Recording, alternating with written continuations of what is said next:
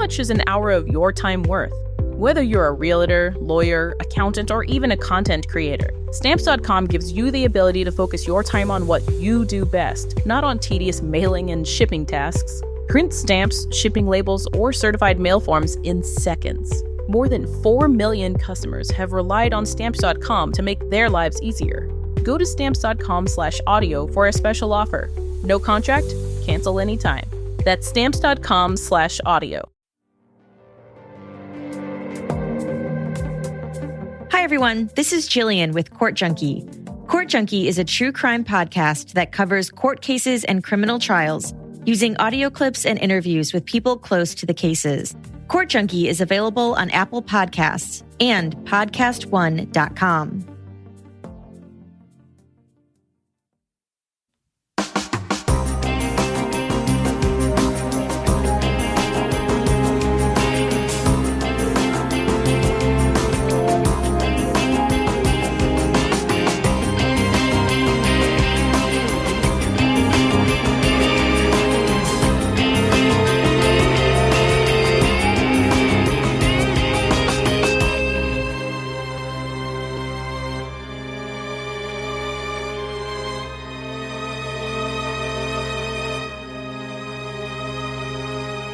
Hello, everyone, and welcome to episode 244 of the True Crime All the Time Unsolved podcast. I'm Mike Ferguson, and with me, as always, is my partner in true crime, Mike Gibson. Gibby, how are you? I'm good, man. How about you? I'm doing great. Good.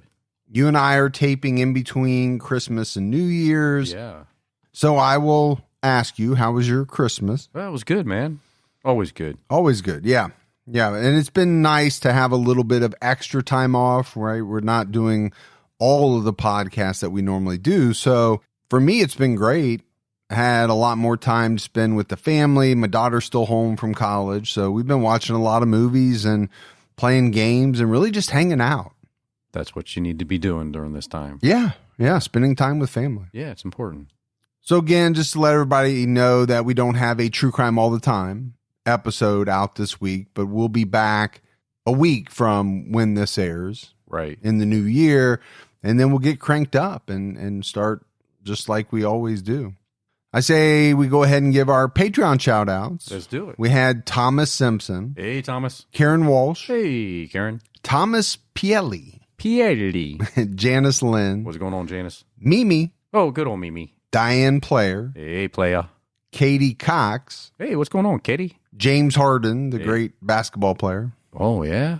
All right. Well, thanks, James. Let's do a little one-on-one. Oh, I don't think you want that. Oh. Anna Mullinax. What's going on, Molinax? Autumn Pease. Hey, peace. Molly. Good old Molly. Nestora Zamora. Ooh, man. That's a cool name. Nestora. Heather Martin. Hey, Heather. Bree. What's going on, Bree? We had Alice. Hey, Alice. Tom Gallagher. Hey, thank you. Like Gallagher. Remember Gallagher? Is that the guy who used to smash those like watermelons and stage? stuff? Yeah. I remember he used to be on like HBO back in the day. Yeah. We had Carla McAtee. What's going on, McAtee? Gabriella Ferrara. Ooh, Ferrara. And last but not least, Diane Bishop. Well, thank you, Diane. Yeah, so thanks to everyone who made the decision to support us on Patreon. We don't have Vault this week because, like I mentioned last week, I like to wait until we have both episodes because we put the Vault on both episodes. Yeah. So we'll start that back in the new year as well. All right, buddy, are you ready to get into this episode of True Crime All the Time Unsolved? I'm ready, man. This is a case that we've had on our list for a long time. We're talking about the disappearance and presumed murder of Crystal Rogers.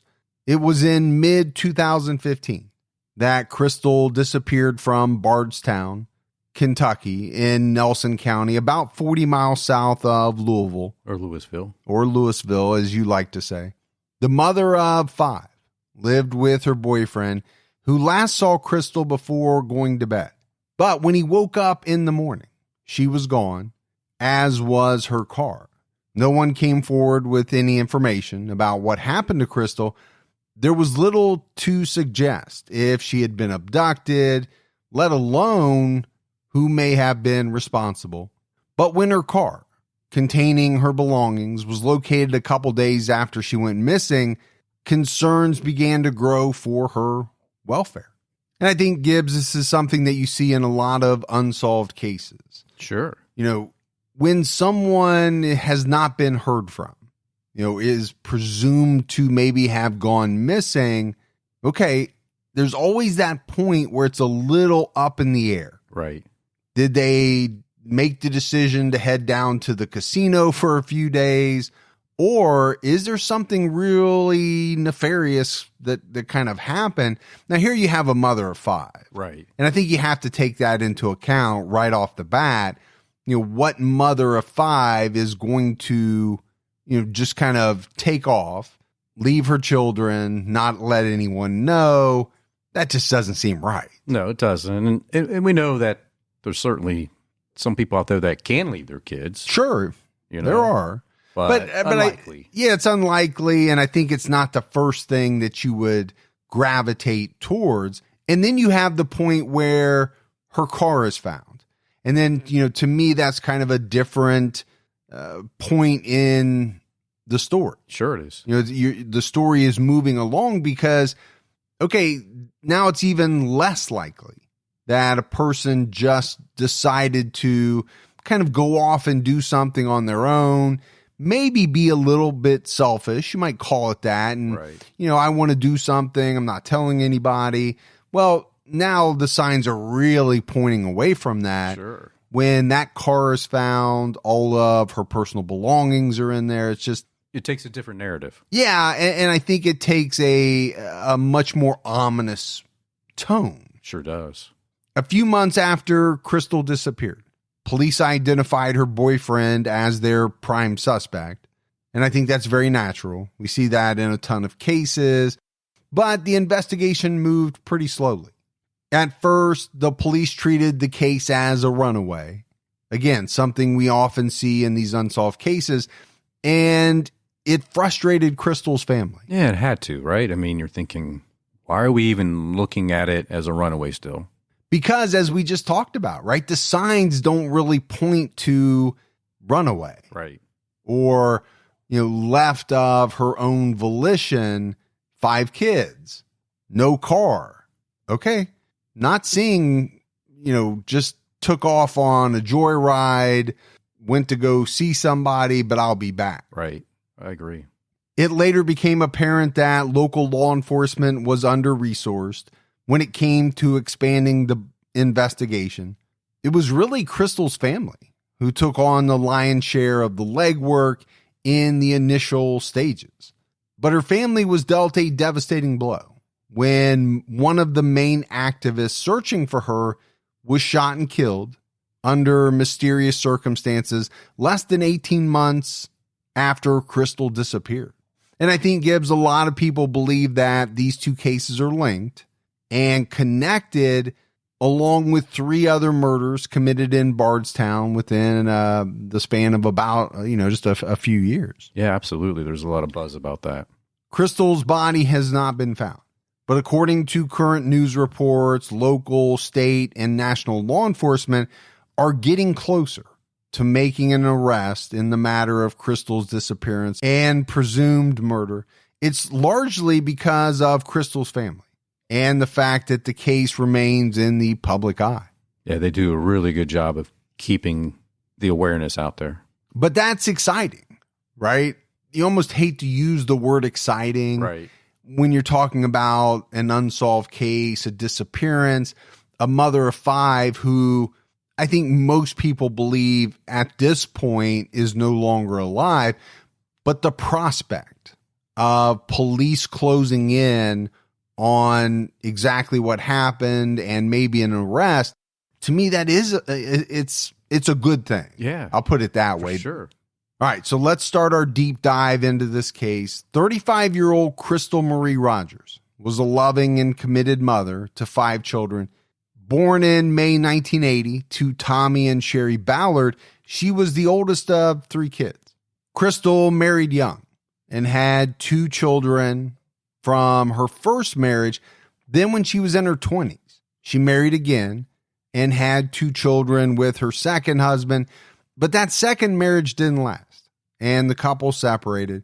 Crystal moved into a rental property in Bardstown, which was managed by a local man named Brooks Houck. Brooks had a career in residential real estate development and owned a construction company, and the pair eventually began dating. So this guy has a lot in common with you, Gibbs. You had a career in residential real estate development. I did. You were also part owner of a construction company. I was. It's eerie how many similarities you share with a lot of the people that we talk about in these cases. Part of that is just because you've had such a Forrest Gump type life, I think. I mean, you've done so many things. You've been so many different places. I have. You ran across the country. You've done all that. I did. I made that smiley face t-shirt, those bumper stickers. It's been a good life, man. It's been an interesting one for sure. Yeah. By 2015, Crystal was living with Brooks in Bardstown. By this point in time, the couple had a 2-year-old son together. Brooks' mother, Rosemary, owned a 250-acre farm where the couple spent time with the kids. Everyone who knew Crystal knew that she was a dedicated mom and someone who was always there for her friends. But I think at the same time, everybody kind of came out later and said, this relationship that she had with Brooks definitely had its ups and downs. I think a lot of couples have ups and downs. Well, I think any relationship, when people are honest with themselves, I mean, who has ever had a relationship that has just been all ups? Besides us? Yeah, besides me and you. Yeah. Because, that's how we are. Yeah. But, in all seriousness, a marriage, dating, unless you're in the first couple of weeks, okay, maybe that's all up, but eventually there's going to be a fight. Right. There's going to be a disagreement, and there's going to be some lows. Yeah. In any relationship. That's really how you define a relationship, right? How do you get through those lows? Sure. Because the highs are easy. There's no problem traversing the highs. Right. It's when you hit a rough patch, a rocky patch, there's a little bit of adversity. How do you deal with that and get through it? I think you're exactly right. On the evening of July 2nd, 2015, Crystal was at home with Brooks and 3 of the kids, including their young son that they had together. According to a version of events given by Brooks, he went to bed around midnight, but Crystal stayed up playing games on her phone. He later told police that when he woke up the following day, Crystal was gone, along with her car, a maroon 2007 Chevrolet Impala. Okay, maybe he woke up thinking, I know we had that fight the other day, or I know she was upset. She didn't come to bed. She was up late playing Candy Crush or whatever game she was playing on her phone. And maybe she just got up this morning and decided to take a drive or go visit a friend or whatever. Well, to be honest, that's happened to me a number of times. I've woken up, I find out that my wife is gone, her car is gone. Okay, I don't normally think anything about it other than she got up, she chose to run some errands, and, maybe I call her and see, hey, where you at, or something like that. Right. But that happens quite a bit. But that day, Gibbs, Crystal's family tried everything to get in touch with her. There was no response to their calls, their texts. There really wasn't any trace of where Crystal could be. So then you would be alarmed, right? Why isn't she texting back? Why isn't she answering her calls? Yeah, well, I just said I wouldn't be alarmed if I got up and my wife's car was gone, right? I just make the assumption that she chose to run out, maybe to the grocery store, run some errands, whatever, go see her mom. But if I try to call her or text her all day long and I get no response, just like you said, okay, well, then I start to get a little worried. Sure. Because that would be very unlike her. And that's exactly what happened here, right? So instead of relaxing and being able to celebrate the 4th of July weekend, Crystal's family spent their time nervously waiting for her to call, hoping that she would make contact, but she never did. And I think, as would happen with anyone, the level of concern grew hour by hour. Yeah, I think you're wondering, maybe she just hasn't looked at her phone yet. Then you're wondering, did something happen to her? And then I think you roll into something did happen to her, because why wouldn't she call back by now? It's kind of the way that the mind works. To me, I think in a lot of situations, okay, to start off with, you're not too worried. Right. But as more and more time passes and you don't hear from someone, it's natural for kind of the mind to go to those darker places because you just can't understand why someone's not answering their phone. They're not calling you back. They're not responding to text. Okay, something must be really wrong. At around 5 p.m. on July 5th, this was, a few days after Brooks last saw Crystal, her car was found by a family member. According to the Kentucky Standard, the vehicle was parked near mile marker 14 on the Bluegrass Parkway. This is a road that you and I both know very well. Oh, of course, yeah. The car had a flat tire, and inside was Crystal's purse, her cell phone, which had a dead battery, and a diaper bag. And the keys were in the ignition. So you have to wonder, her getting a flat tire, was that possibly the result of her being abducted by somebody coming along to help her out? Or could the flat tire be a way to stage the vehicle? Yeah, I think those are both good questions. The other thing that I had kind of thought about was, okay, you have a flat tire and maybe you're not able to flag someone down, so you have to start walking. The thing that kind of really takes me out of that one is, are you going to leave your purse behind? Are you going to leave your cell phone behind? Probably not. No. If you're going to walk down the highway trying to flag down someone to give you a ride or try to make it to the nearest exit to get help, you're not leaving that stuff behind in your car. No, it's stuff you're going to need. So naturally, Gibbs, when her family found this out, they were scared. Her mother, Sherry, reported her missing to the police. And according to WHAS 11 News, the police announced a $25,000 reward for information leading to Crystal's whereabouts.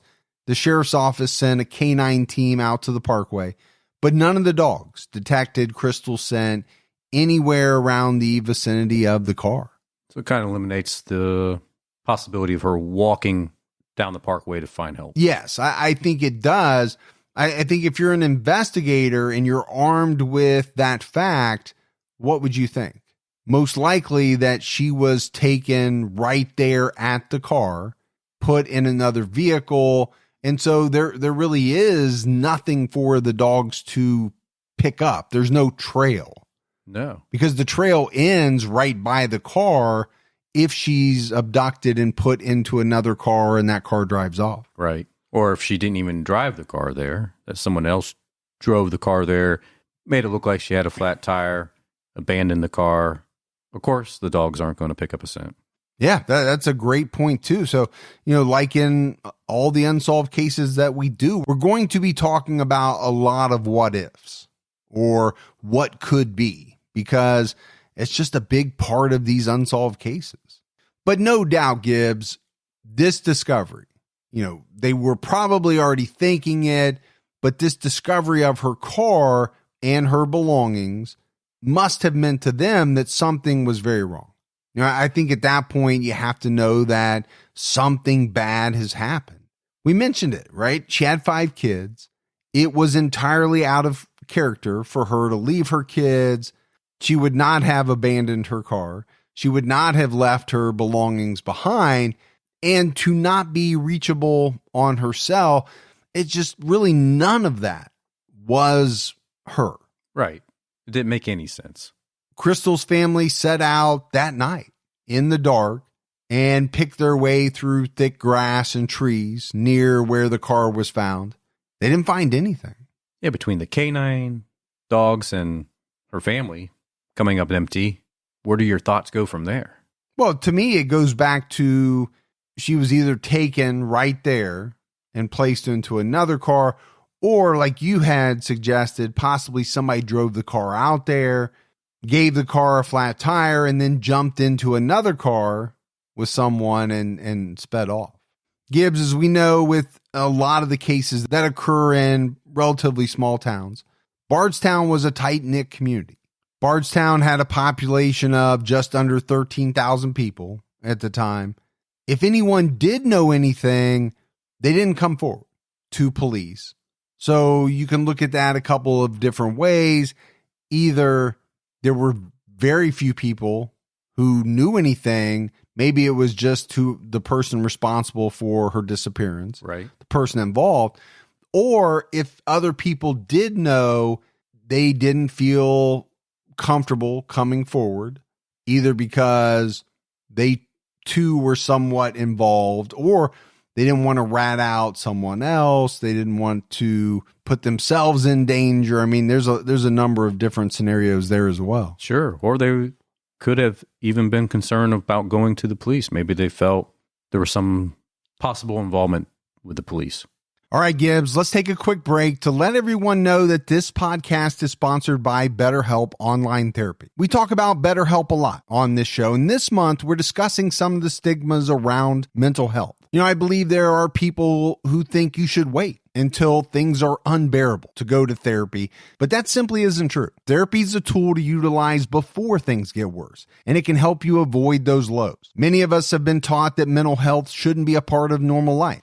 That's wrong too. We take care of our bodies with the gym. We go to the doctor. We watch our nutrition. We should be focusing on our minds just as much. BetterHelp is customized online therapy that offers video, phone, and even live chat sessions with your therapist, so you don't have to see anyone on camera if you don't want to. You don't have to sit in an uncomfortable waiting room. It's much more affordable than in-person therapy, and you can be matched with a therapist in under 48 hours. So give it a try and see why over 2 million people have used BetterHelp online therapy. And True Crime All the Time Unsolved listeners get 10% off their first month at betterhelp.com/allthetime. That's better, HELP.com/allthetime.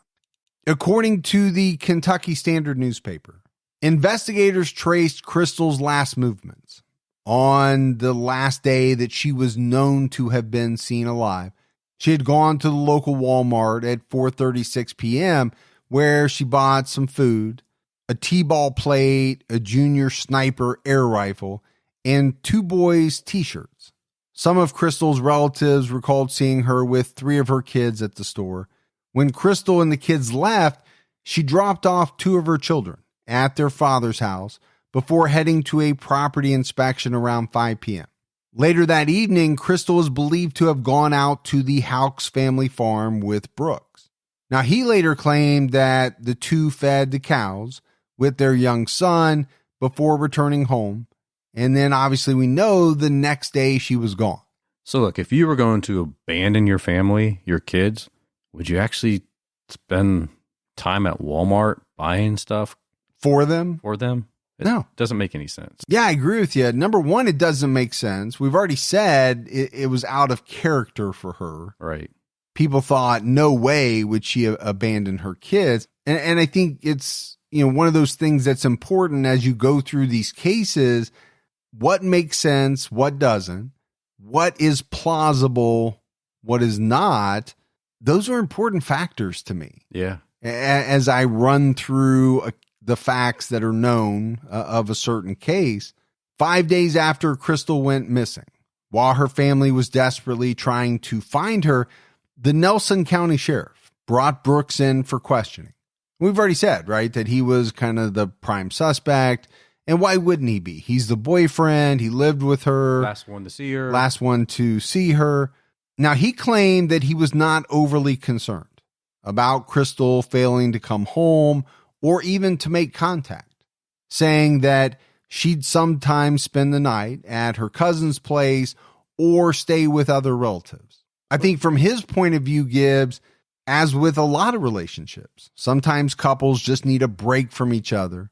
He revealed to investigators that the relationship could become stressed, which is what resulted in Crystal staying somewhere else for a night, maybe 2 nights. Okay, there is stress in just about any relationship. Oh, for sure. You can't get away from it. Now, what he means when he says their relationship could become stressed is not really known, right? There's no further elaboration on it. And I think you can take that in a number of different directions. You can look at that as though it's just the normal stress of any relationship, or you could take it a step further and say that they were going through a rough patch, they were fighting, and when it happened, she would take off and leave. And I get it, because it could be tough. You know, I mean, think about your marriage. Do I have to? or maybe not. Sorry, honey. No. I mean, but you know, and you've said it times before, it's always not perfect. But you get through things as a couple and you move on. But I'm sure it could be really tense. Maybe for him and her, having a 2-year-old, having 4 kids from previous marriages. Yeah. Could cause a lot of tension. Sure. You know, financial tensions as well. That's a lot of mouths to feed. Yeah. I mean, to me, 2 kids can be stressful. I would imagine 5 kids can be even more stressful. Yeah. And let's not forget the fact they're not married, right? They're boyfriend and girlfriend. They do have a son together. Right. But he's kind of at certain points probably having to play stepdad to these 4 other children. You and I have talked about it before. That's not an easy situation. No, because you don't know what your limitations are. Yeah, you don't always know where the boundary is, right? Right. What can you do? Have you established those boundaries of, you know, how do you discipline 4 kids who are not yours? And that creates a lot of tension. So there's a lot going on here. Brooks participated in a polygraph test, but the results were inconclusive. According to the Kentucky Standard, he told police that he and Crystal had left the farm around midnight. When they arrived home around 20 minutes later, he went to sleep at around 12:20 on July 3rd. He woke up at 7 a.m. the next day to find his 2-year-old son in bed next to him, but Crystal was gone. Brooks told the detective he took their son back out to the farm later that morning. Now, one thing police raised with Brooks was a very short phone call that he had received around midnight. I think Gibbs, with them, he was a little evasive, saying he wasn't sure who would have called him at that hour. He didn't really give them any details. He kind of, to me, from the research, it's though he acted as though he didn't remember the call or didn't really take the call, or just kind of brushed it off. Yeah. But Brooks's police interview took kind of a strange turn when his brother Nick, who was a Bardstown police officer, called and instructed Brooks not to participate in the interview any further. Well, I think you have to wonder how that looked to the other officers and detectives at the police station. Yeah, I mean, for me, I think you can look at that a couple of different ways. Yes, investigators, detectives would be like, okay, you're one of us. Why are you telling your brother not to help us out, not to assist in this investigation? I think from the standpoint of a brother, you could possibly see how he would not want Brooks to get caught right in maybe some type of detective trap that he's probably all too familiar with. You know, it kind of goes back to the attorney advising his client just not to talk. Right. Yeah. Because you're going to say something and they're going to take it the wrong way. And maybe that's what his brother was thinking. You're better off not throwing anything out there because they're already looking at you, and you say the wrong thing, even if it doesn't mean exactly the way it's coming out. It's just going to ratchet you up the old suspect meter. Well, definitely, this is a case where blood is thicker than whatever thicker would be with your employment. Water? Yeah. I think the normal saying is blood is thicker than water. But, yeah. But the difference here is it's not your attorney. No. This is a fellow officer telling someone who's being interviewed not to participate with his fellow officers. So you could see where that might create a little tension. Just a little bit. Inside the department. But there is video of Brooks's police interview. It's available online, courtesy of the Nelson County Gazette YouTube channel. So we recommend checking that out if you're interested in watching it, hearing it. The day after Brooks gave his interview, he went public, calling into the Nancy Grace show to protest his innocence. He provided a version of events that had him, going to bed while Crystal was playing games on her phone with their son still awake, but being cared for by Crystal. So there's a couple of things here for me. And I think some of these things can be viewed different ways, but I know there are people listening who are going to say, why would you call into Nancy Grace to say how innocent you are? Yeah. Because I know there are people that look at that and say that kind of screams of you're trying too hard. Yes. Is it Shakespeare who said, I think doth do protest too much or something? My Shakespeare is not great, but it's something along those lines of basically saying when you protest too much, you're kind of giving off the opposite vibe. Thou to not protest thou much. Yeah. Well, your Shakespeare much better than mine. And I don't even know if it is Shakespeare, but it's something along those lines. All those years on the stage. All right, Gibbs, let's take a minute to spread the message about Haichu. This was a candy that I can honestly say I didn't know all that much about. But now that I do know about it, I can say that it has changed my state of happiness. Yeah, a candy. It makes me want to share smiles around the world. My wife loves it. My kids love it. We have bonded over Haichu, trying out all the different flavors. My favorite remains pina colada. My youngest actually likes the soda flavor, but Haichu has been created in over 200 flavors since it first launched in Japan in 1975. And I can't say enough about the texture. It's not a gum. It's not a taffy. It has a texture like no other candies. It has a great chew. There's no artificial flavor taste at all. Strawberry tastes like strawberry. Mango tastes like mango. Pure and simple. Haichu uses concentrated fruit juices and purees. So every time you place a piece of Haichu in your mouth, you experience an explosion of flavors. And it will make you smile. Now, Gibby and I want you to love Haichu as much as we do. So visit www.hi-chew.com/win. That's hi-cheu.com/WIN and enter to win an exclusive bucket full of Haichu candy and swag. While you're there, check out how you can become a member of the Haichu Chew Crew, which is an exclusive club where you receive special offers and all the cool things. Go to highchew.com/win. So I think, Gibbs, when you look at this case, very early on, I don't know that Brooks was being looked at very hard as a suspect. I'm sure police had to think, okay, we got to talk to him because, like we said, he was the last person to see her. I think over the course of time, though, things changed a little bit. Sure. And he became more and more of a suspect in the eyes of law enforcement. Yeah. And then they had their interview with him, and it got a little funky, like we said, when his brother called and said, hey, quit talking. Well, and then they had to be a little ticked at the brother. Yeah. Too.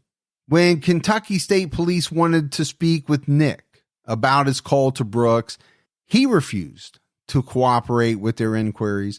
Nick's colleagues grew increasingly suspicious of his stonewalling, and I think, that escalated. Gibbs, they just started thinking, something's not right here. Why is he intervening?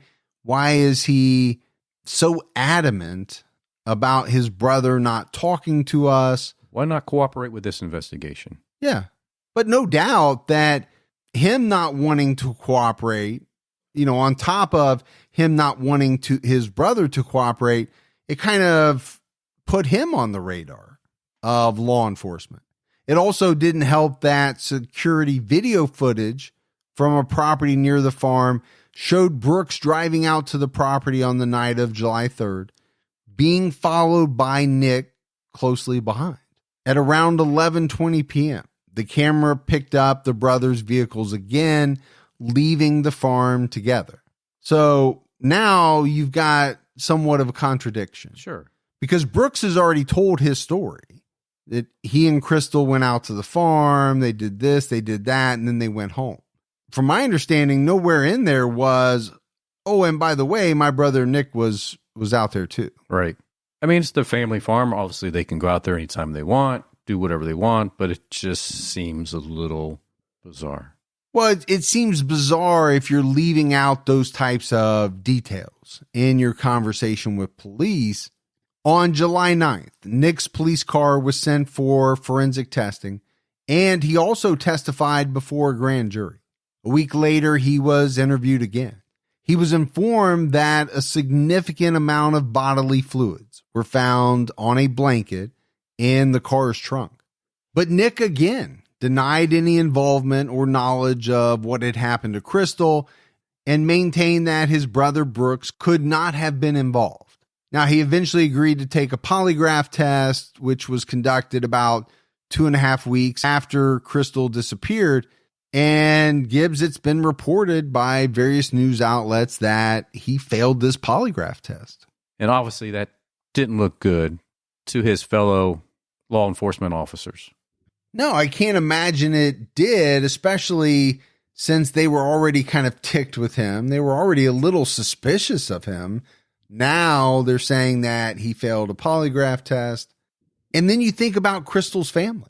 You know, I think there's no doubt, Gibbs, they were concerned by Brooks's casual attitude to his girlfriend's disappearance, their daughter, their sister, their family member, Crystal. To them, he didn't even seem to care that the mother of his child had just up and vanished. So, I mean, I think they were pretty suspicious from the start. I think that suspicion grew as time went on, basically to the point where they knew that he knew more than he was letting on. Yeah. According to ABC News, Crystal's sister Brooke was openly critical of Brooks to the media. She said he seemed so unaffected by Crystal's disappearance that he ensured things continued full steam ahead at his work. His construction company completed the building of several homes in a new subdivision. So they weren't happy that he was continuing his life by working every day, doing things like that. I can see their point of view, but I also can see why somebody would want to try to keep some form of normalcy in their everyday life. Yeah, I mean, this is tough, right? From the family's point of view, everything kind of stops because all they care about is figuring out what happened to Crystal. Now you have a boyfriend who is continuing to go on. Right. First of all, he has a business that he probably doesn't want to jeopardize. But you can get it, right? From the family's point of view, it's just like, oh, he's back to normal. Yeah. He's doing what he did before. And you can have opposing views on that. And I can definitely see how that would happen. For sure. Crystal's dad, Tommy, made it his mission to find out what happened to his daughter and who was responsible. Together with his wife, Sherry, and local resident Angie Bishop, Tommy established a community activist group called Team Crystal. Members of the group ensured that Crystal's case had regular media attention to try to get the answers they needed. As reported by the website The Daily Beast, Crystal's family went above and beyond in publicizing their daughter's disappearance. They erected signs and billboards in prominent places around Bardstown to keep the investigation at the forefront of residents' minds. One sign was even erected not far from the Houck's farm, asking the question, Brooks Houck, where is Crystal Rogers? So, I think any of us would do some of these things, Sure. right? We'd stop at nothing to find out what happened to our loved one, our daughter. We've seen a lot of cases where, people have erected billboards. This one is very pointed. You are literally calling this guy out when you're erecting a billboard very close to his farm with his name on it. Right. And you're asking him, hey, what happened to Crystal Rogers? Yeah. It's pretty direct. It's kind of hard to hide that, right? There's really no veiled intentions there. Right. I mean, you're putting your cards on the table when you do something like that. Exactly. And, he has to drive by that every day and look at that. Meanwhile, Nick Houck was suspended from his job in early September. According to Wave 3 News, Crystal's family, friends, and residents of Bardstown searched everywhere they could across Nelson County and the neighboring counties of LaRue, Marion, and Washington. Bodies of water were a big focus because I think it was strongly suspected that she might be found in a pond or some other type of waterway. So that's a lot of work to undertake, searching that many counties and that many waterways. Well, we're not talking about a small area, right? When you're talking about 4 counties, regardless of how big those counties are, 4 counties is going to be a fairly large area. Yeah. And some of that terrain in those counties are not that easy to navigate. On October 16th, 2015, the sheriff's office formally announced that they believed that based on the available evidence, Crystal was dead and that Brooks was the only suspect. Following high-profile administrative proceedings, his brother Nick was fired from his job with the Bardstown PD for interfering with the investigation and failing to conduct himself as a police officer should. So this is kind of a big deal. Yeah. The first thing that jumps out at me, Gibbs, is we're only about 3 months after her disappearance when police make this formal announcement. It doesn't surprise me that Nick was fired. Like we said, law enforcement could not have been happy with what he did in trying to intervene on behalf of his brother. But after that, things went pretty cold. There really weren't any meaningful breakthroughs. But then, as reported by WDRB News, a white Buick was tracked down, which had been parked at the Houck farm on the night of Crystal's disappearance. Brooks and Nick's 82-year-old grandmother, Anna Whitesides, had owned a similar vehicle. So no doubt, Gibbs, police wanted to test this car for DNA, but it was revealed that Anna had sold the car weeks after Crystal's disappearance. After taking a statement from Anna, police had sufficient reason to believe the vehicle may have been used to transport Crystal's body before being cleaned and then sold to an unwitting third party to dispose of the evidence. In June 2016, Anna was subpoenaed to testify before a grand jury, but she refused to cooperate, taking the Fifth Amendment. So the 82-year-old grandmother's not cooperating either. No. Well, you know what? When everybody's lips are sealed, it makes it very difficult to do any type of investigation. Yeah, that is true. But when you say everyone, this is like one family. Yeah. Right? So Brooks, his brother Nick, now their grandmother. At the very least, you would think it's suspicious. At the very least. Yeah. Even if they didn't have any wrongdoing here, it certainly does look suspicious. I think the problem as far as the vehicle is concerned is that we just don't know a lot of the details. There's a court order restricting the publication of information regarding Anna's involvement. According to WLKY News, all court documents relating to the vehicle were sealed. Now, what we do know is that in August 2016, law enforcement executed a search warrant on Anna's home. Investigators searched Nick's home and Rosemary's farm, where they were accompanied by 18 cadaver dogs and a dive team. But we don't know what, if anything, they found. The following month, Crystal's mom and dad, Tom and Sherry, filed for custody of Crystal and Brooks' 2-year-old son. So a lot going on there. There's a lot going on. And again, all of these searches are centered around Brooks and his family. Yeah. I mean, that's a major operation when you're searching with 18 dogs. That's what I was thinking. 18 cadaver dogs. That is a big operation. Yeah. But, if you're out at a farm that has 250 acres, you're going to need a lot of dogs. Yeah. And some other locations, that would make sense that you would eventually maybe need that many dogs. But then the dive team, too. I mean, this is serious. Oh, we said it, right? Brooks is the prime suspect. There's no doubt with everything that we've talked about, police are focused in on him and his family. Yeah. And the fact that the parents are saying, look, we want custody of our grandson because we don't feel good with you having him. No, because they obviously believed that Brooks was involved, right, in the disappearance of their daughter. Yeah. So they don't want their grandchild in his custody. Sure. According to WLKY News, one development that surfaced in late 2016 involved a friend and employee of Brooks named Danny Singleton.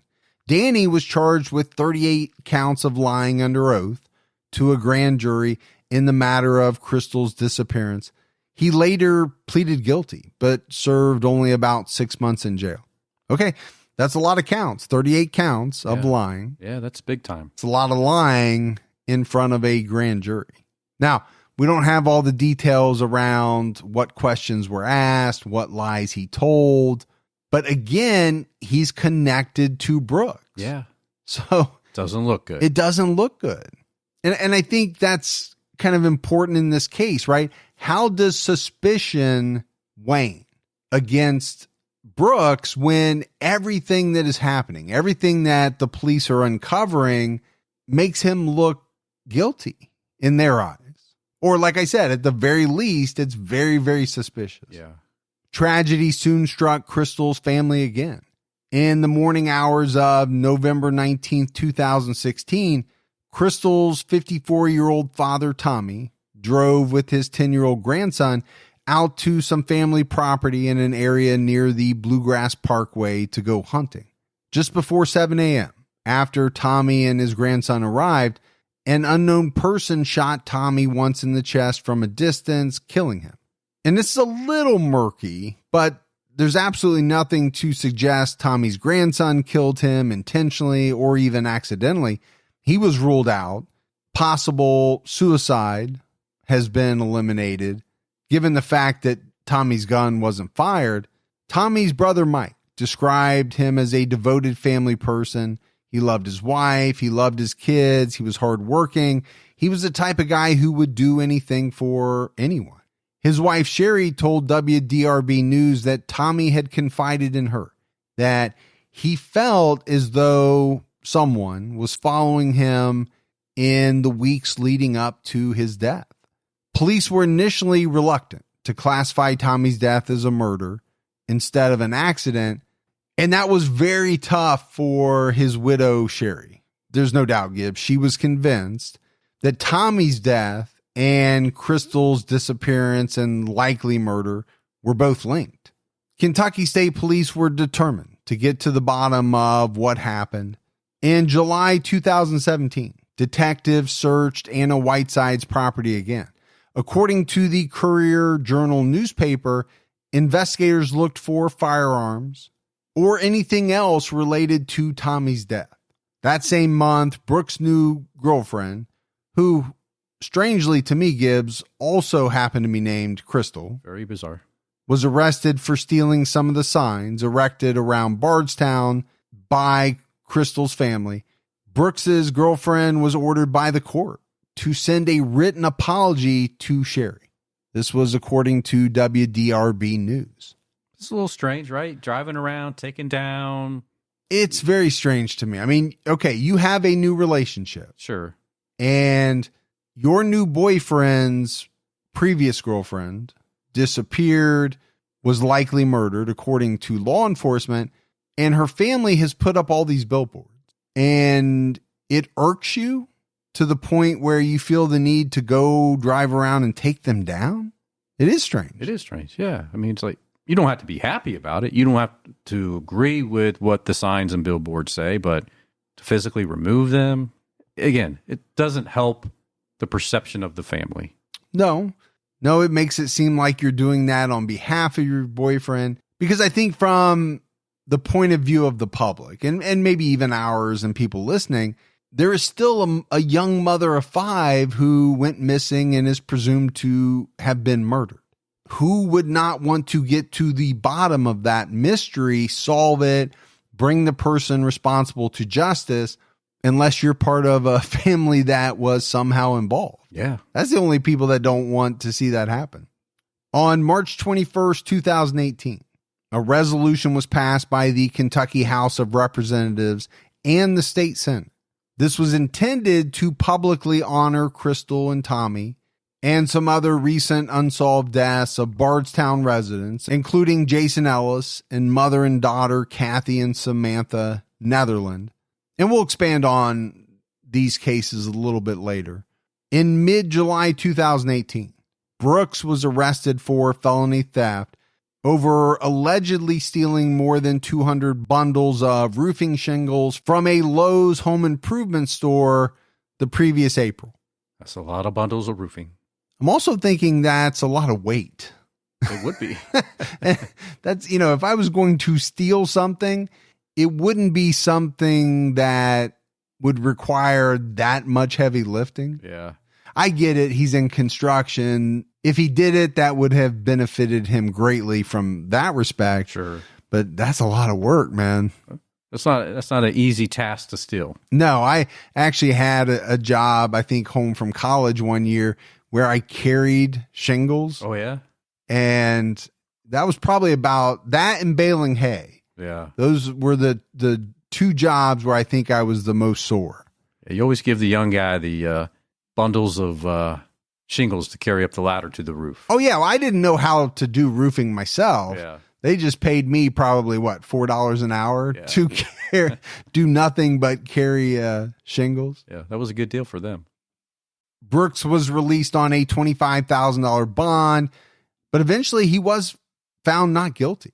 That same month, according to WLKY News, the total reward in Crystal's case stood at $100,000 for any information related to her disappearance. And that's a big number. It is a big number. That is a number that we often see in our Australian cases and other cases abroad. Now, obviously, there are some cases in the U.S. that get that high, but many don't. Right. But it's a good range to make those people sitting on the edge of their couch come forward. Yeah. Yeah. Because $100,000 is a lot of money. Then in November 2018, there was another blow dealt to Sherry Ballard. According to WDRB News, a court ruled that she was no longer permitted to see her now 5-year-old grandson. Well, that has to sting a little bit when you lose your visitation to one of your grandkids. And this is on top of losing your husband to a mysterious shooting death, which was on top of losing your daughter. Yeah. I mean, this is a lot to handle in a relatively short period of time. I think it would be so hard to handle for most people. Oh, yeah, for anyone, from my point of view. Now, Gibbs, one of the reasons this case has received increased publicity was because of the Bardstown podcast. Investigative reporters Shay McAllister and Jessica Knoll did a pretty extensive deep dive into multiple unsolved murders in the town from 2013 to 2016, including Crystal's disappearance and Tommy's murder. So it's a good podcast. You might want to check it out. Sure. Now I think we need to look at some of the possible scenarios that have been discussed in this case, some of which we've already talked about, right? The sheriff's office initially focused on the theory that Crystal had run away, but as we said, the likelihood of that seems so low, almost zero, given the fact that she had 5 children. Right. Given the fact that her family and friends were so adamant that it was out of her character for her to just up and leave without telling anyone. They just thought there was no way. It would never happen. Didn't make any sense. And why would she spend the day before going to Walmart and doing all that kind of stuff if she was planning to leave her kids? And the fact that she didn't take her purse, her phone that was found in the car, even if you were going to leave, I still think you would want to have some type of identification, some money, cash, maybe have your cell phone with you just in case of emergencies. Sure. I mean, really, I think the kids is the big one, not leaving them behind. But then, if you think about it, if she did leave voluntarily, then she basically left with nothing but the clothes that she was wearing that day. And who does that?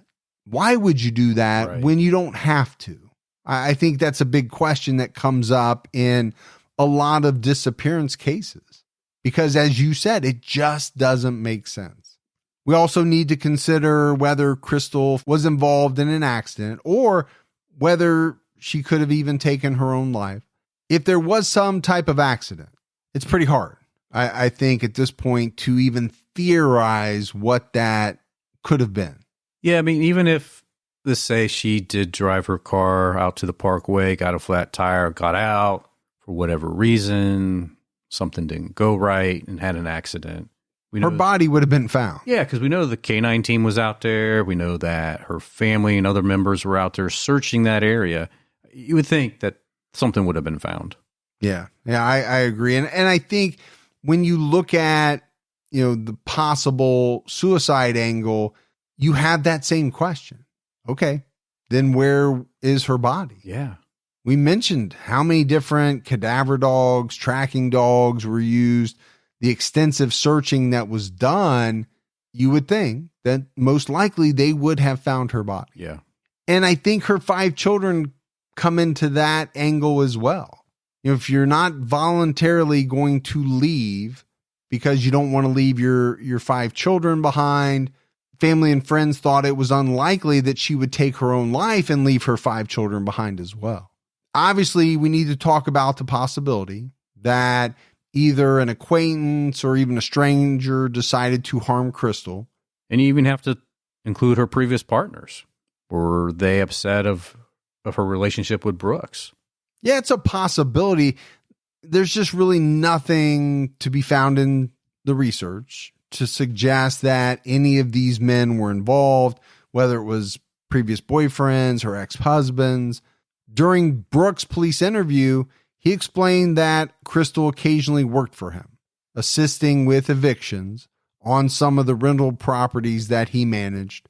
But even in those interviews, he didn't think that any former tenants could have been so upset with Crystal personally that they would have harmed her. Hey, look, me and you have evicted a lot of people in our... Unfortunately. Yeah. It's not the fun. It was not the fun part of our job. No. But I don't think anybody ever would want to harm us to the point that they would want us dead. That's not true.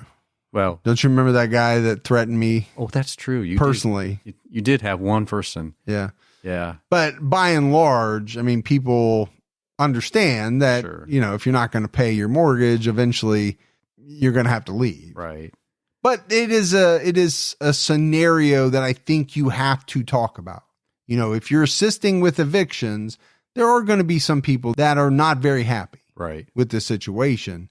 Now, would they have wanted to take it out on Crystal personally? I think it's rare, and I don't think Brooks thought that was a possibility. Right. I do think when you talk about strangers, though, one scenario is that the fact that she had a flat tire, maybe while she was sitting there waiting for help, or maybe she got out and was thinking about changing that tire, that a stranger came by, and that stranger was a very bad individual. A predator. Yeah. Who saw an opportunity. Here's a woman alone. I will feign interest in helping her possibly change this tire. I'm parked right next to her. I get her in my vehicle and boom, we're gone. Exactly. That is a definite possibility. You have to keep that one on the table. And then I think you have to look at Brooks, right? I mean, there's a lot of suspicion there from both law enforcement and Crystal's family. He failed to report her missing. And according to Crystal's family, he didn't appear all that motivated to want to find her, to want to participate in the searches. Crystal's family filed the missing persons police report several days later. And I think you have to ask that question. What type of person, what type of boyfriend is reluctant to report their partner and the mother of their son? Let's not forget that, as missing when it's as if she just vanished off the face of the earth. Yeah, I think it's really suspicious. Yeah, I think anybody that would look at it would think that as well. As detailed in the Bardstown podcast, there was some tension between Brooks and Crystal's family at the time. We touched on it earlier, right? The couple's relationship hadn't always been a smooth one. Crystal's family apparently knew that she was unhappy a lot of the time, and Brooks was reported to have felt like an outsider when it came to his interactions with the Ballards. Yeah, but even with all that, it's still strange that you wouldn't do anything when it came to your girlfriend missing. Yeah, I agree. Let's say I couldn't stand my in-laws. Yeah. Which is not the case. I love them. But let's say we didn't get along. They hated me. I hated them. Right.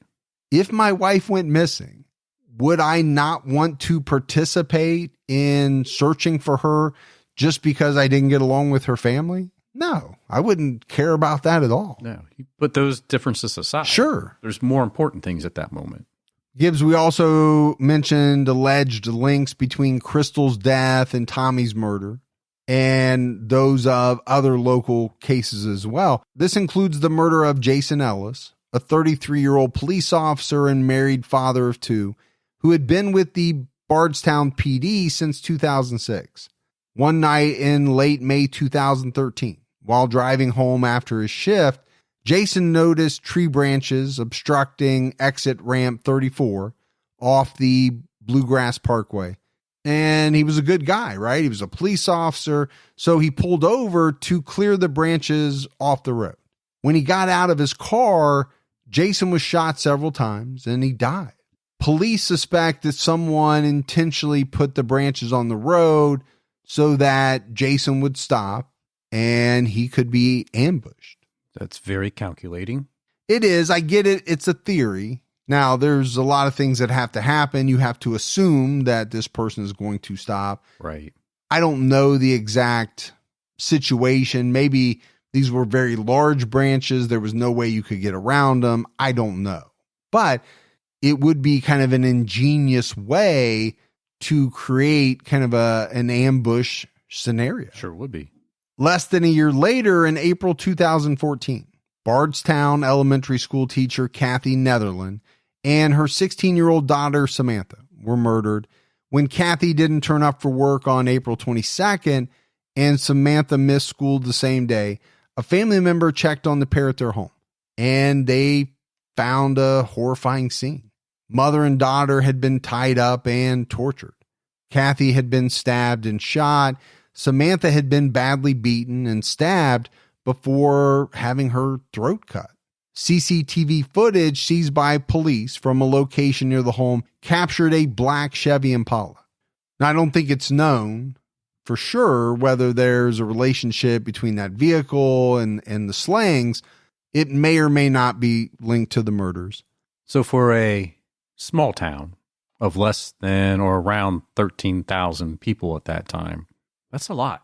Yeah, it's a lot of kind of bizarre murders.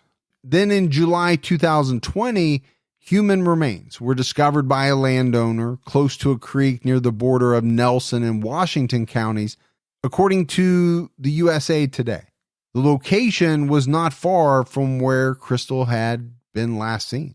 Evidence was sent to the FBI in Quantico, Virginia for testing 4 months later.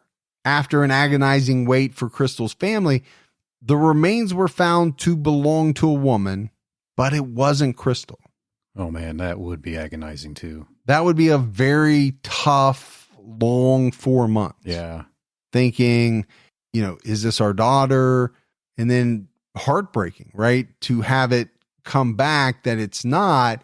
Heartbreaking that another woman was killed. Law enforcement continues to search for evidence to help them solve Crystal's disappearance. In the summer of 2020, the FBI officially took over the investigation, but it remains a multidisciplinary affair with Kentucky State Police, the Nelson County Sheriff's Office, and the United States Attorney's Office all having input into ongoing inquiries into Crystal's disappearance. According to NBC News, around 150 state and federal law enforcement officers descended on Bardstown to execute 9 federal search warrants and conduct more than 50 interviews. So that is a lot. That's a major operation. Yeah, so there's no doubt they meant business. Among the locations searched was a storage unit Crystal had rented as well as Nick Houck's home, investigators also launched a dedicated website to serve as a central point of information for the public about the investigation. In August 2020, and then a year later in mid-2021, the FBI executed 2 more searches in the area, including the farm and the home Brooks had shared with Crystal. According to WDRB News and WLKY News, the IRS also joined the FBI in searching Brooks' home after a 10-hour search.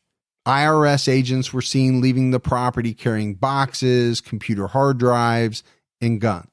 According to the Courier-Journal, the second search was restricted specifically to 2 to 3 homes in the residential subdivision of Woodlawn Springs built by the Brooks Construction Company. These homes had been completed after Crystal disappeared. Now, we don't really know any details about the outcome of these recent searches. The FBI announced that they recovered several items of interest from inside the homes and after ripping up one of the driveways. So we don't know what the items are, but we know that they have been sent away for forensic testing. Yeah. Now, the first thing that really pops into my head, Gibbs, is you have an individual in Brooks who owned a construction company. We talked about it, right? In the midst of this search for Crystal, he is completing residential homes. The fact that they dug up a driveway. Right. And I think everybody's minds are probably going to this same place. Where better to hide a body? Sure. Than under a bunch of concrete. Yeah. I mean, you go back to the Jimmy Hoffa theories and all of that. In other cases we've done where they actually had the body underneath a concrete pad. Patios, driveways, things like that. And I saw an article out there where the FBI just last month said they feel that they will solve this case soon. Well, and you kind of get that feeling. Yeah. Right? From the recent developments, there's things that have been sent off for testing. Now, they're not giving us all the information. Right. Of course not. And rightfully so. But it does seem as though this thing is heading towards a resolution. Right. I don't know if this will be unsolved for all that long. Yeah. Which would be a great thing. In conjunction with the most recent search, the FBI announced a $25,000 reward for information leading to the identification, arrest, and conviction of anyone responsible for Crystal's disappearance. The Ballard family is also offering a separate reward for information about Tommy's murder. And you mentioned it, Gibbs. It seems to me as though law enforcement is pretty confident that they know what happened to Crystal. According to WDRB News, it's suspected that something may have happened to her at the farm. And as it is with so many of these cases that we do, it's really now just a matter of obtaining sufficient compelling evidence to bring charges. The FBI went so far as to tell WDRB News that law enforcement doesn't even need to locate Crystal's body for the Nelson County Prosecutor's Office to bring state and federal charges against whoever may be responsible, though they do believe she will eventually be found. So, I mean, this is something that you and I talk about in a lot of unsolved cases. Whoever murdered Crystal, and whoever was involved in whatever happened to her, they got to be shaking in their boots a little bit. Yeah, I think they're got to be nervous for sure. There's no way at this point that they believe they got away with the perfect crime. Yeah. There's too much going on.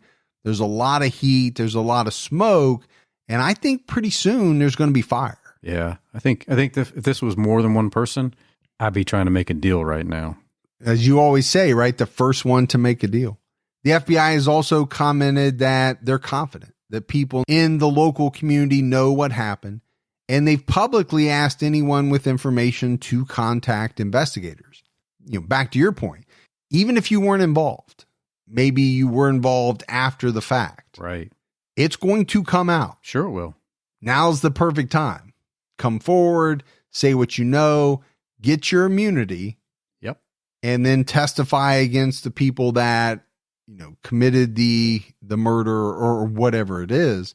The FBI is asking Bardstown residents who may have been in the vicinity of Poplar Flats Road and Farmaway Drive in the early hours of July 4th, 2015 to contact them. Maybe they saw something, they heard something. They don't care how insignificant the information may be. And that's one of the things that you and I talk about quite a bit. It could seem to someone as though, there's no way that law enforcement would want to know that I heard something weird or, I saw something. I don't even know what I saw. Yeah. I saw a crew working on July 4th, but I didn't think anything weird about it because I'm sure they were just trying to get that patio in. Well, maybe the construction company said we didn't have everybody working that day.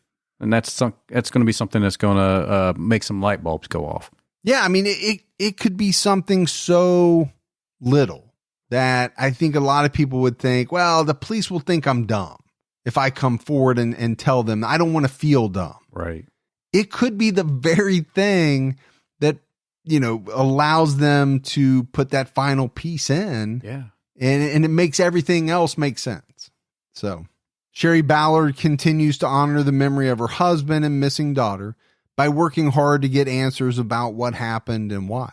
If you have any information on the disappearance of Crystal Rogers, you can contact the FBI tip line at 1-800-225-5324 or visit www.crystalrogerstaskforce.com/tips to submit an anonymous tip. So Gibbs, as we wrap up this case, this is one that a lot of people have been asking us to do for quite some time. You can throw out a number of theories in this case, as you can do with any unsolved case. I think with this one, though, I would say the majority of people believe that the most likely scenario involves Brooks and his family. Yeah. Some members of his family. I think police believe that. And I think they've been working hard to try to find the evidence to prove that. Now, the FBI got involved, these different agencies got involved. The one thing that is exciting about this is that there's been so much recent activity. And I do feel very strongly that this is a case that not only will be solved, but may be solved fairly quickly. Yeah. I feel like something's coming down for sure. In the near future. So, it's one to keep an eye on. And obviously it's sad that a mother of 5 disappeared. I think rightfully so. The conclusion, almost has to be made that at this point she's dead, most likely murdered. Right. And we're just going to have to wait for the day where law enforcement feels as though they have enough to bring about charges. But it'll be very interesting to find out the full story. Oh, for sure. Who all was involved, who all played a part in covering it up. I will definitely be following this case closely. Yeah, me as well. But that's it for our case on the disappearance of Crystal Rogers. We've got some voicemails, Gibbs. You want to check those out? Oh, yeah. Let's hear those voicemails. Hey, Mike and Gibby. This is Kevin from Idaho. Just listened to your Kathy Jo Stoddard episode. Did a really good job on it. You nailed Pocatello and Chubbuck. Been listening to all your podcasts, and you do a really good job. Keep your own time ticking. Thanks. Bye. All right. Short and sweet, but we appreciate the kind words. We do. We always do. Makes us feel good that people enjoy the show, that they think we do a good job. Now, there are some people that think we don't. And hey, they let us know those too. Yeah. They never leave voicemails, though. No. Because I would play them. People probably think, Fergie doesn't play any of the bad voicemails. I would. Those just normally come in the form of email. They do. Yeah. Woo! All right. Hey, this is David down in Kentucky again. I was calling to see if you guys are going to Vegas this year for CrimeCon. I'm trying to schedule my vacation, and CrimeCon's where I want to be, but only if you guys are going to be there. So let us know. I'll get you later. Keep your own time ticking. Yeah, we will definitely be there. We will. We're looking forward to it. We probably don't talk about it enough, but if you're going to buy your tickets, go to crimecon.com, use our code TCAT. You'll save 10% off the standard badge price, and it's going to be awesome, man. I cannot wait. Yeah, I can't either. It's going to be a good time. Gibby is going to bring a bunch of suitcases because he's got different outfits. He's going to break out Rex West. He's got another outfit that he doesn't want to talk about. Not yet. I need a whole suitcase for my furry suit. That's true. And so Vegas is the place to break it out, man. Then I got to make sure I get my seat at the right table. Exactly. Yeah. Before you get kicked out. Mm-hmm. For wearing only assless chaps in the casino, which I think is a no-no. Hey, my name's Devin. I just called in a minute ago, and now I feel bad because I was listening to the Patreon episode, and I realized I said I hope you guys have a nice deserved break, but now I realize that you're not really getting a break. You guys both work very hard, and I just want to say again, sorry about that. I hope you have a nice break from regular TCAT, at least, if that means anything. Just want to say again, I absolutely love your guys' podcast. I drive 3 hours a day to work. I drive all the way to Indianapolis, and the whole interstate's shut down right now, so it's a mess. So I listen to you guys all day at work, on the drive home, on the drive there, just all the time. I don't know what I would do without your guys' podcast. You guys are the best, and keep your own time ticking. Thanks. All right. Appreciate the voicemail. Now, I will say we didn't get a complete break, but we got a pretty big break. Yeah. Compared to our normal workload. Right. I took 2 weeks off on criminology. You and I took 2 weeks off on TCAT. We're not taking any time off on Unsolved, but that's still a heck of a lot less as far as a workload. And so we do have a lot more time to spend with family, and it's really been good. Takes a lot off my shelf with the editing. Yeah. Yeah. Because I know that editing is really tough on you. Hey, True Crime All the Time. I just wanted to call because I'm listening to the Reginald Brooks episode, and I realized that Gibby was saying that artificial raspberry flavoring comes from beaver anal glands, and that's actually artificial vanilla flavoring. It's a true thing, but if you're getting artificial vanilla, you're probably getting something from a beaver's booty. So just wanted to let you guys know that. Have a great day. So obviously that was a long time ago. Sure. There has been a lot of controversy. Yeah. Around this. Some people saying it's vanilla, some people saying it's raspberry, and others, some people saying it's all of them. Right. And I know you're sticking with your original statement. Yeah. Bottom line is you're eating something out of a beaver's booty. I kind of like that. Beaver booty. Yeah. All right, Gibbs. That is it for another episode of True Crime All the Time Unsolved. So for Mike and Gibby, stay safe and keep your own time ticking.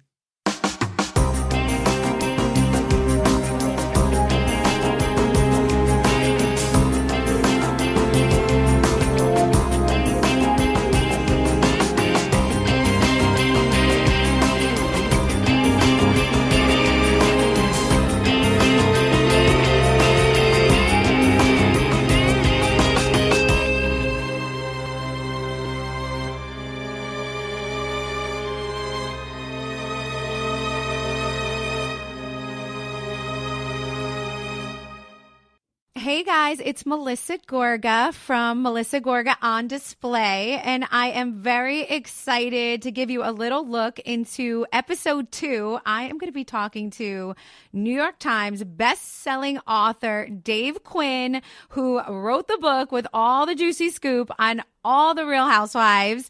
Dave, I'm so excited to talk to you. I am thrilled to be here, Melissa, and I have to say, you have so much behind the scenes that happened on the Real Housewives in New Jersey that you've never spoken about before. So I'm ready to get you to open up about all those things. Let's make amends for the tea you didn't spill when we talked in the book because you were so nice to everybody.